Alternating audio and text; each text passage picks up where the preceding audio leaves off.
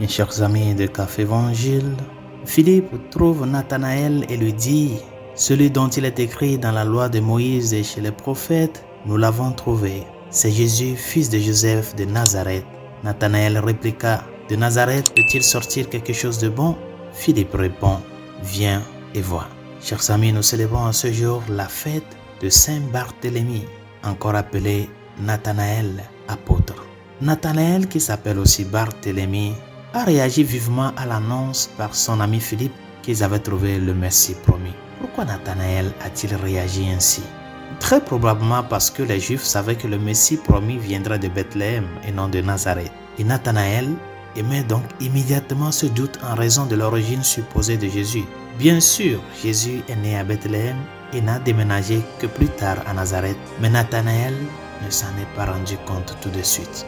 Chers amis, tout comme Nathanaël, nous pouvons facilement douter des questions de foi parce que nous ne comprenons pas tout. Peut-être que si Philippe était venu dire que Jésus était né à Bethléem, mais avait grandi à Nazareth, Nathanaël aurait été plus immédiatement ouvert.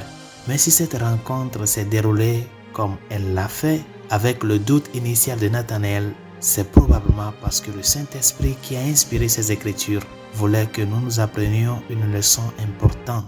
Et la leçon que nous devons apprendre est que nous ne devons pas fermer la porte à la vérité simplement parce que quelque chose n'a pas de sens immédiat pour nous. Les doutes ne viennent jamais de Dieu.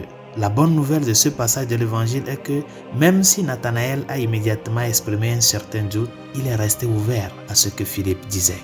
Philippe, en réponse à ce doute, a dit la meilleure chose qu'il pouvait donner à Nathanaël. Viens et vois. Viens et toi-même expérimente de tes propres yeux.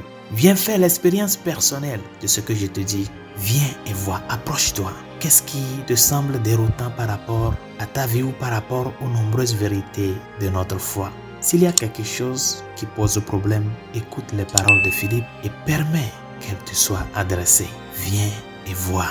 Approche-toi. Ne reste pas dans ton coin pour critiquer, pour douter. Approche-toi du mystère. Approche-toi du Seigneur. Lui-même, il va se révéler à toi. Peut-être nos paroles ne peuvent pas parvenir à te satisfaire, mais ton expérience personnelle avec le Seigneur, c'est ça qui va t'ouvrir l'horizon de la vraie vie. Lorsque Philippe a amené Nathanaël à Jésus, Nathanaël a rapidement professé sa foi totale en Jésus comme fils de Dieu et roi d'Israël. Le Seigneur n'a pas dit grand-chose à Barthélemy pour le convaincre de ses vérités. Il lui a simplement dit qu'il l'avait vu assis sous le figuier et qu'il savait que Nathanaël était un homme sans ruse. Être sans ruse signifie que l'on n'a pas un double visage, que l'on n'a pas une double parole, mais que l'on est plutôt une personne honnête et directe. Nathanaël a immédiatement compris la grandeur de Jésus grâce au don de la grâce qui a agi dans son âme. Il est venu voir Jésus et a cru grâce au don intérieur de la foi. Chers amis, la leçon de Nathanaël nous dit que si nous apportons notre confusion à notre Seigneur dans la foi et l'ouverture, tout s'éclaircira. Les tentations de douter disparaîtront et nous pourrons avoir une foi qui va bien au-delà de la seule raison humaine. Résolution de ce jour. Quelles sont les vérités de la foi qui te font douter?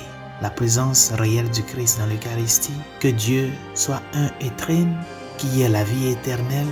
Qu'est-ce qui te fait douter? Approche-toi du Seigneur, expose-lui tes doutes. Et dans cette intimité profonde avec le Christ, lui-même il va t'éclaircir. Ne reste pas dans ton coin pour critiquer. Fais le chemin.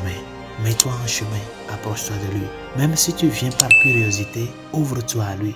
Il est disposé à te faire révéler toute la vérité. Bonne journée. Dieu vous bénisse et que Saint Barthélemy intercède pour